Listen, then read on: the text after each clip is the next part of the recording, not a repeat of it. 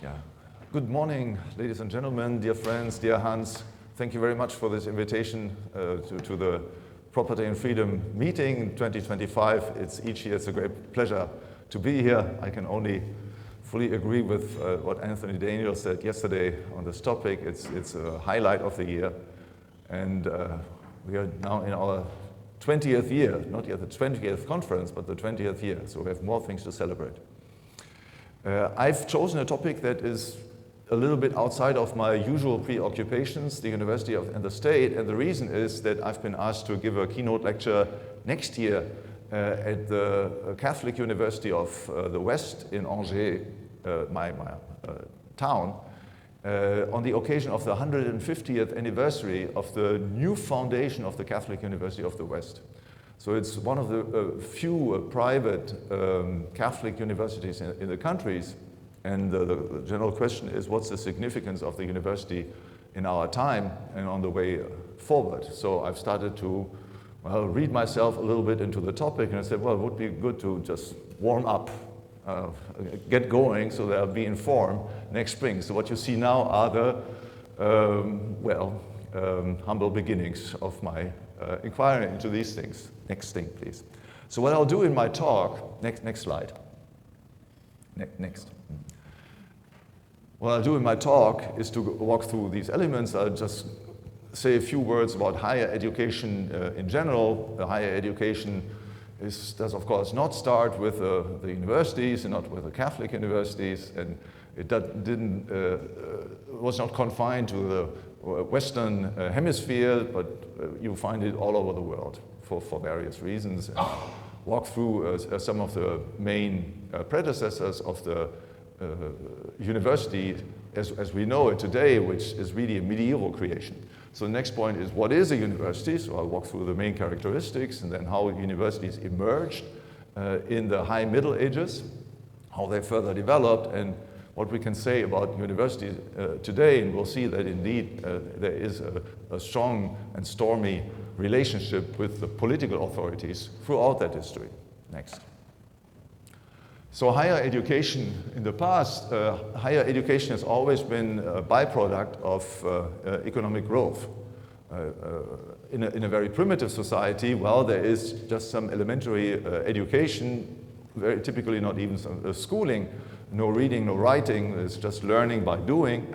And as the economy grows, and unfortunately therefore also political involvement, and there is a demand coming from both political authorities and from civil organizations, associations and firms, enterprise and so on, for qualified employees. And the purpose of higher education is to create such people. Next, so we have professional preparation, the preparation for exams, for state exams, famously the Mandarinate in China would be an example, but also of course today very often higher education serves as preparation for exams. Next. Then we have edification. Of course that's a very important motivation. We find it also throughout times, maybe not in all cultural hemispheres, but it was a very strong motivation in the Western tradition anyway. We always had various organizational forms. Very often higher education was organized by the interested parties themselves. So the state sets up state schools to train the future employees. Companies create business schools in order to train future employees and so on. Sometimes the organization comes at the initiative of the students. Sometimes you have just private arrangements, tutoring and so on. Then, of course, there's an economic dimension to this, about which I will not say much, but I mean, there's always, whenever you see an organization, of course, we have to raise the question, how does it work economically, right? How, where are the inputs, where are the outputs, and payment, even in those academies which rejected the principle of payment for education, there was, of course, compensation in various forms. Higher education has been always present throughout the world. So I'll give here a few examples that I've copied from the literature. I'm not really very well familiar with the Confucian schools and the Gurukulas and the Han schools and so on. But the fact is that forms of higher education in which people are brought to master the legal requirements of a trade and the expectations of their future employees and so on, employers, have existed all over the place. A very important predecessor for the university system as it evolved in the High Middle Ages are the Athenian Academy and the prior schools in the early Middle Ages. So in the Athenian Academy was a creation of Socrates, Plato, and Aristotle. Here we had two interesting characteristics that we find again with the universities later on, namely that the academy, as later also the university, was supposed to be a community of teachers and of students. So it's not just a part-time hangout or something like this. It's very different from a present-day university, but it was really a live community. So people would spend their lives together. And this was actually considered to be an important characteristic. Philosophy, as the Athenians had it, to be lived. It was not just something, it was not the trade of the mouth. It was the attempt also to translate what you preached into practice. And what also characterized the Athenian Academy, what did not characterize all universities from the beginning, but it was a principle that was very quickly came to be introduced, never fully accepted, but played an important role in the further development of the universities, namely the rejection of payments. If you read the text of Plato, you see again and again Socrates, because what we know about Socrates really comes from the different books written by Plato. And so Socrates always presents, Plato always presents Socrates rejecting the freelance philosophers that existed in Athens of the time who were working for money. Right? Now, Rhyme has written a lot on this, right? So clearly it's a principle that even the academicians did not hold fully through. Right, so maybe there was no monetary payment involved, but at least, I mean, there were work services that had to be provided to make keep the community going. There were various sexual services. Right? There's a very famous passage. I think it was in the Apology of Socrates, or in the Banquet, either one of the two, where one of the students of Socrates expressed his astonishment that Socrates would not expect sexual favors in exchange for educational services, right? So that was a standard practice, that you would compensate a river teacher by whatever. I won't go into these details. Then in the early Middle Ages, so we are after the collapse of the Roman Empire, right? So of course higher education was needed again, especially for everything revolving around the production of manuscripts. And so again, book printing emerges only in the 15th century. Before, we essentially have manuscripts. In order for a manuscript to make it through time, it had to be copied again and again. Right? So okay, you could store it for whatever, a few hundred years, but eventually the manuscript would just disintegrate, physically disintegrate. So you had to copy it again. So in order to preserve the knowledge of previous times, you had all these specialists, and this was one of the main intellectual activities of the monks, is to recopy these texts. So they needed to have people who were literate, who could master different language, and who could write calligraphy and so on. And this training was provided in monastic schools, and then also in the cathedral schools, so the schools under the supervision of a bishop, and the bishop was mainly interested in having qualified legal advice also. It's not just bookmaking and so on, but also qualified legal advice and pastoral advice. So you had all this initiation that had to be created by the cathedral schools. And then, of course, there was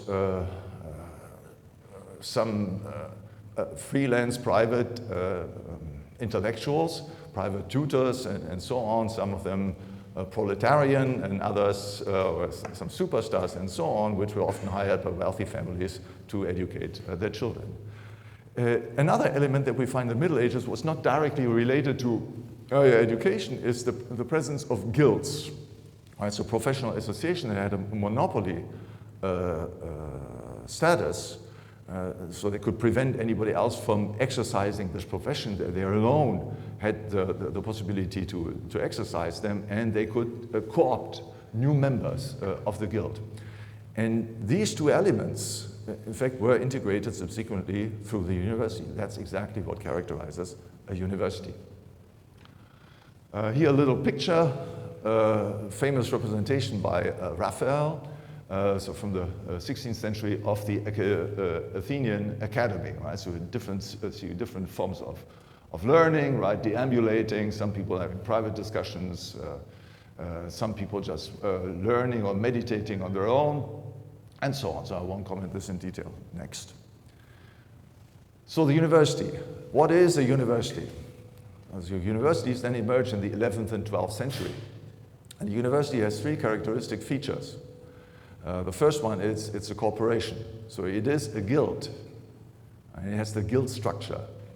And that's the originality. That's really the original element of the university nature that we don't find anywhere else but in the Western world. It is this model that has made it, then has been subsequently exported through in other areas of the world. Teaching multiple disciplines and possessing some autonomy. So we have a self-administrating community, right? It's a community of scholars and of what they call universitas magistrarum et scholarium. So it's the scholar here is the student, right? So today we use the word scholar in the large sense. It includes also the professors. In fact, a scholar really is, in current day English, is the professor, but at the time it was the student, right? And the magister was the teacher. So they had a live community. The corporations had two main, from an economic point of view, two main activities, two main products. They were selling diplomas, okay, and they were taking care of the book trade and well, mainly the book trade, because there were other guilds responsible for making the books, so the scripts and so on. But the universities were organizing the book trade, and they were involved in verifying that the manuscripts were of sufficiently accurate quality. Right? Again, all the manuscripts were copied by hand. So of course, you might have errors. You might have a disingenuous scribe, right, who smuggles in some ideas of his own into the manuscript. There might be translations that were unfaithful and so on. So that was the job of the university. And the universities developed some sort of intellectual property systems. So Stefan will be not surprised, but also maybe unhappy to learn that how old intellectual property rights are. So they were making sure that only authorized translations and transcriptions made it into the trade, that the authors were duly compensated and stuff like this. The universities were teaching multiple disciplines, so it's not just a cathedral school that was teaching theology to the students and training them for a future profession, but a variety of disciplines.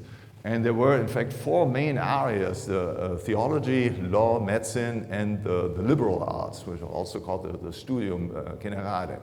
So in the liberal arts, you had the liberal as opposed to servile arts. So servile art is an art for which the customer can command a certain service, right? A distinct product. You ask somebody to paint a wall, so he has to paint the walls, right? So it's evaluated by this.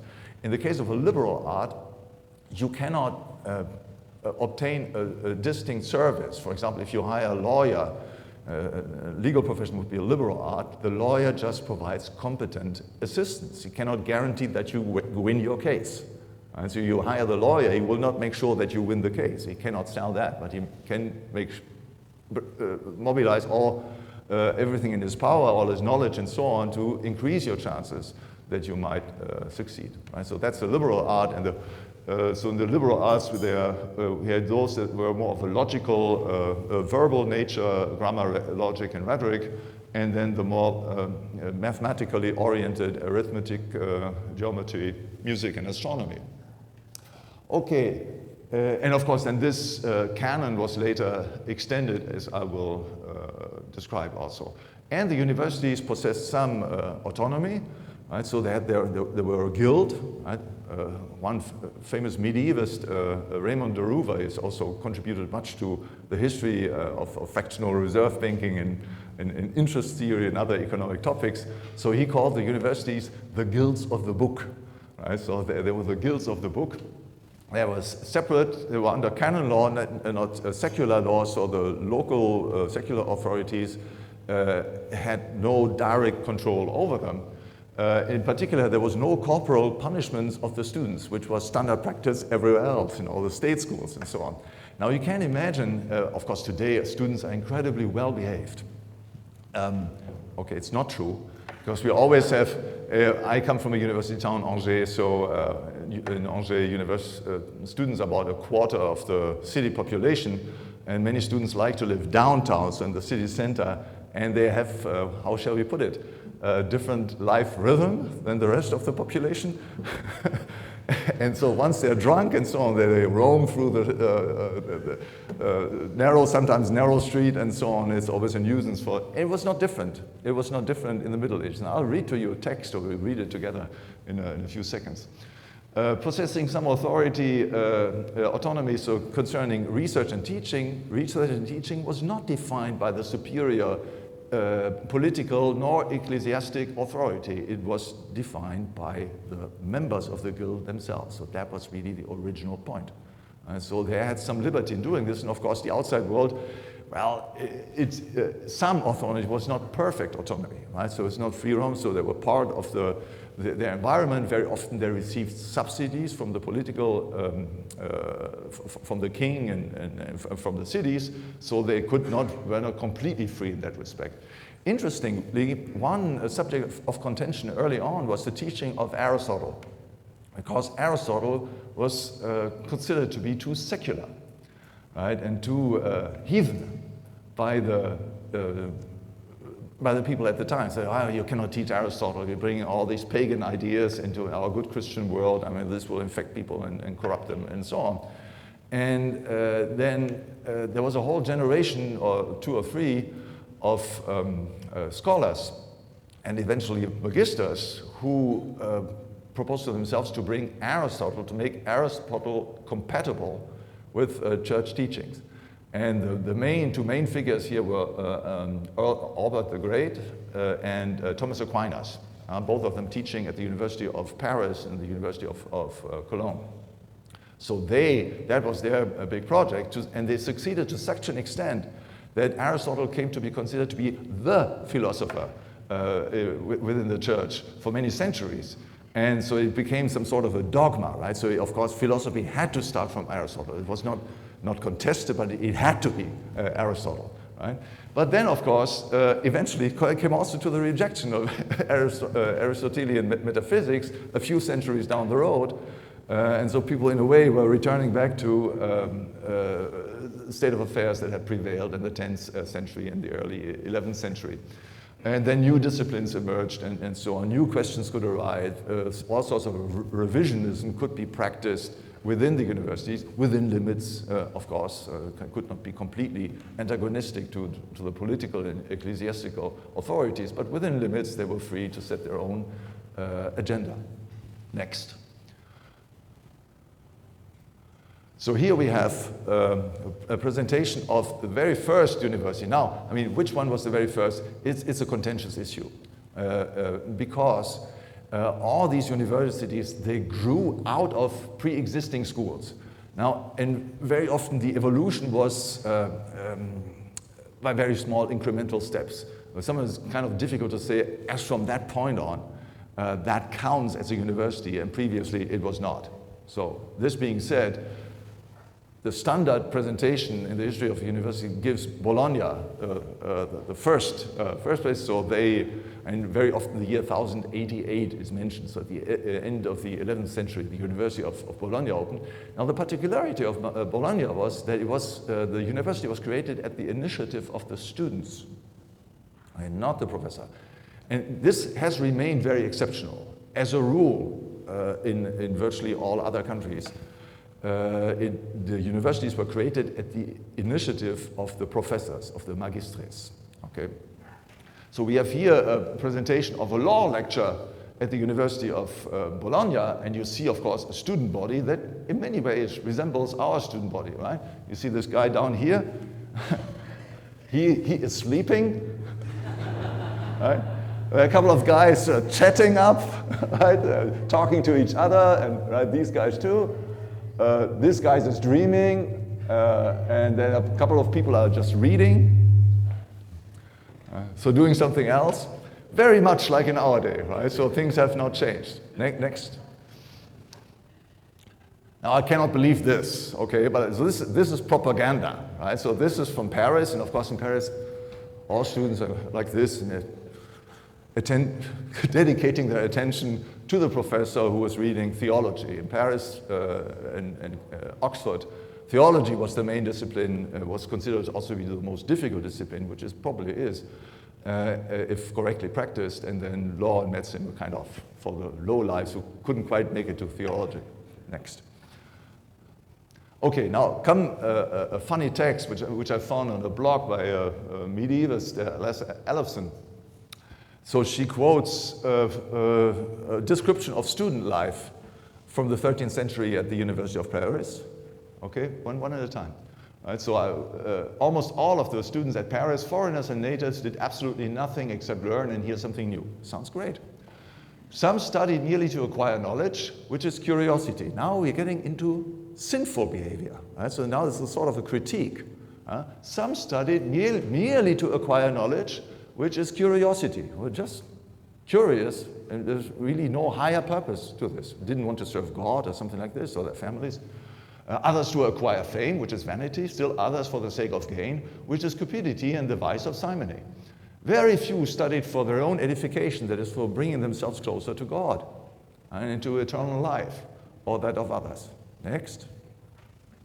They wrangled and disputed not merely about the various sects or about some discussions, but the differences between the countries also caused dissensions. So the student body was very often organized on national lines. Right? And we have this in France, it has completely disappeared, but in Germany we still have the fraternities, which very often have a regional background. Right? So you have the Bavarians organized into the Pomeranians and so on, into fraternities. But the difference between the countries also caused dissensions, hatred, and virulent animosities, and they impudently, uttered all kinds of affronts. Right? So now come the national cliches. It would be very politically incorrect today, right? The English were drunkards and had tails. The sons of France, proud, effeminate, and carefully adorned like women. Okay, some tradition. The Germans were furious and obscene at their feasts. Yeah, I see that too. The Normans, vain and boastful. The Poitevins, this is in the west of France, right? So southwest of France. Traitors and always adventurous, okay, were going back and forth between the English and the French, or the English king, the French king. Next. Yeah. The Burgundians considered vulgar and stupid, okay. There's not much left of that, yes. The Bretons, so Brittany, right, in France, were reputed to be fickle and changeable and reproached for the death of Arthur. Okay, Arthur the king, right, so the legendary. And the Lombards were called avaricious, vicious, and cowardly, the Romans seditious. So you had a cliche for all of them. There's some truth to it. Probably the Flemish, we have some Flemish here, fickle, prodigal, gluttonous, yielding as butter and slothful. Well, guys, I'll watch you very carefully.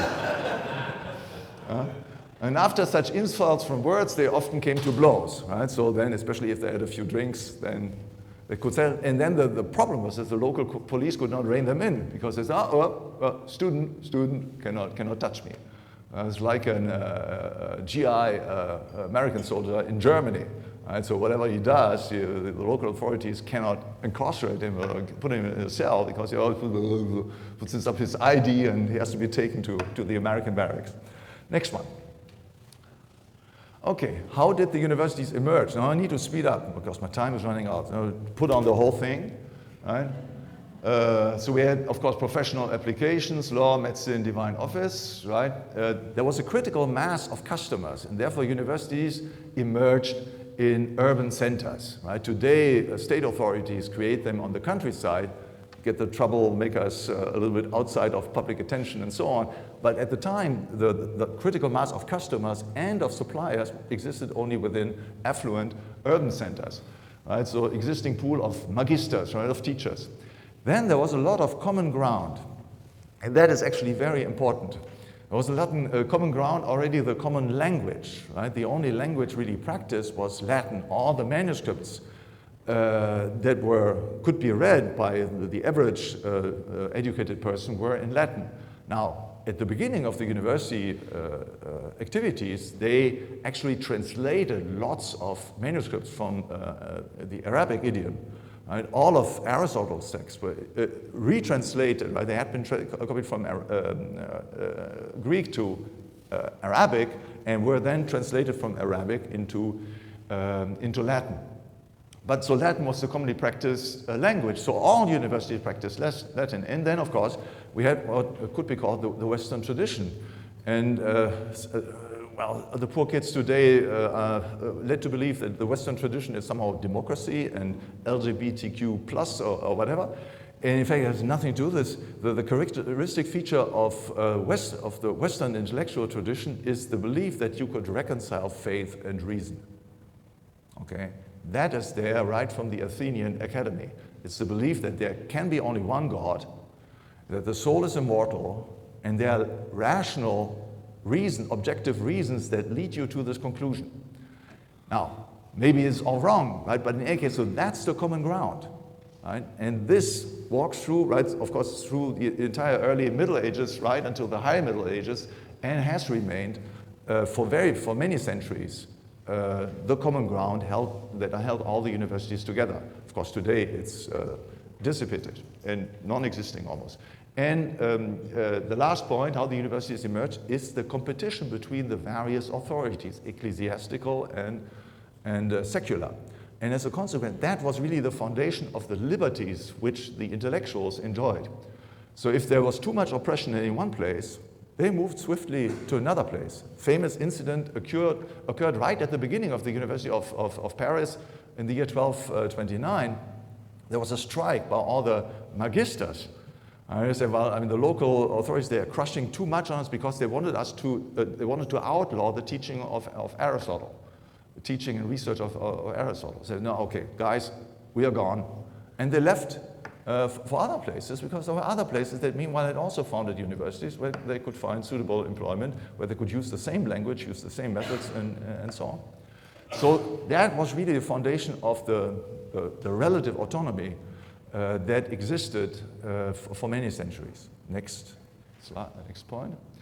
Yeah, so this is a fantastic presentation in an article that appears just last year in the Journal of the European Economic Association. So we have a group of 4 researchers who have looked at the available data on the universities throughout the first 800 years or so. And we're looking up not only information about each of the university, but about the scholars, so the magisters, right, teaching at those places. And unfortunately, it's a bit too small, but what they want to show is that it's the mobility, right? They want to show that there was an academic market. It was integrated between the various countries. So scholars were really moving from one country to another, from one university to the others. Some universities were growing, some in reputation, others not. You see the evolution, right? So this is the very beginning. This is the 11th and the 12th century. At the end of the 12th century, there were some 19 universities at the beginning. It's the upper left chart. Then you go down, that's 1300 to 1200 to 1347, right? So the market is increasing, and it goes down the way. You see, initially the scholarship is very heavily focused on France, England, and Italy, and then as from the 14th century, right, the Germanies, Austria, and so on, they come to play a bigger role. Also Spain, next.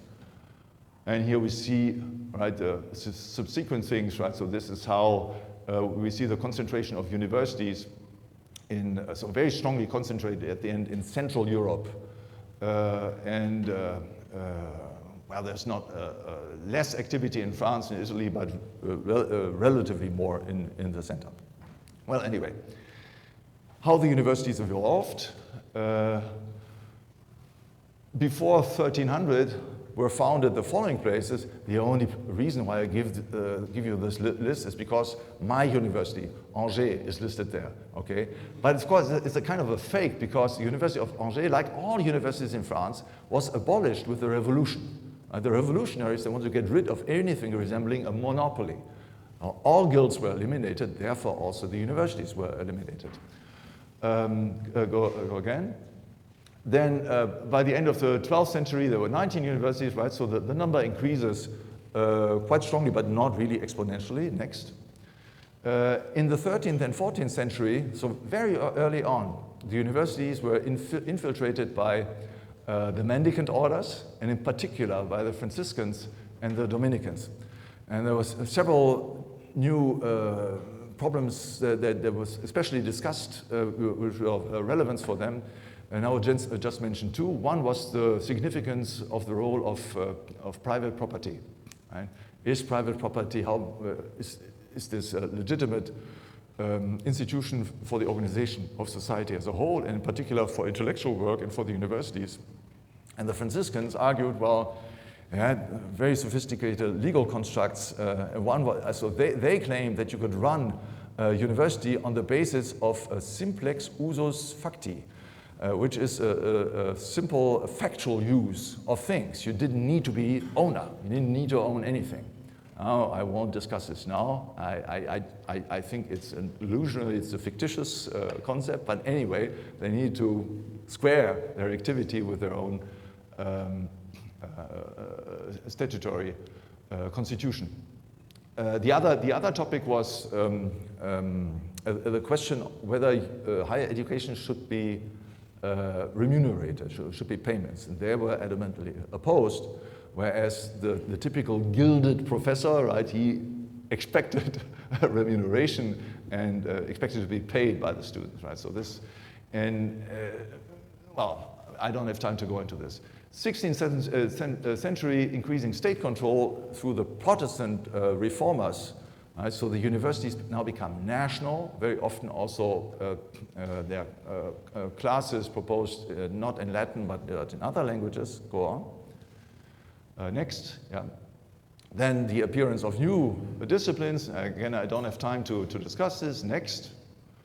And then what characterizes our age, so the 20th and 21st century, well, is the transfer of democracy, of political democracy, into the university sphere. And that has been a very rough transition because, as you might imagine, universities traditionally really, I mean, who was active in the university? A very, very tiny layer of the population, right? High-level intellectuals, passionate intellectuals, very often lowly paid, but really passionate for the subject, and then quite affluent customers, right? So students from noble families, from affluent families, merchant families, and so on, and of course always very brilliant students that were selected and worked on scholarships, which are also organized by the universities themselves. Now, wait, no, go back.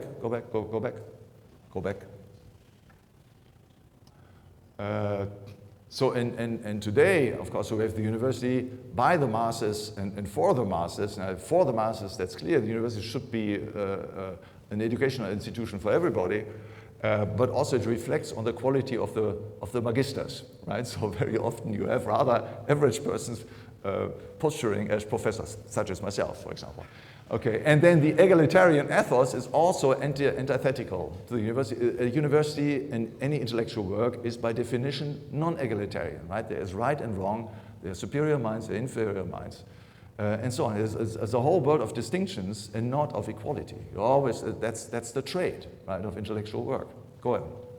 Next, my last slide, put down everything, right? So we have today multiple disciplines bound by a common theology. That's the same thing as in the 13th century. The little difference is that the theology has changed, right? Our God is no longer the triune God in the heavens. It's the god of democracy or the god of the state, right? So, but it's really a statist theology holding all these disciplines together. The universities very much form some sort of a rationality trap, right? Higher education is subsidized by taxpayer money. As a consequence, you lower the costs for anybody entering a field, and of course, you, as an individual, you gain a competitive advantage from a microeconomic point of view. That is under the hypothesis that nobody else is pursuing higher education. But of course, if all of your classmates get a mediocre higher education and you're all equally well positioned, so at the end you've studied business administration or pharmacy for 5 years, and at the end, well, you're still working in a bakery shop or something like this because there are not enough jobs for that kind of training.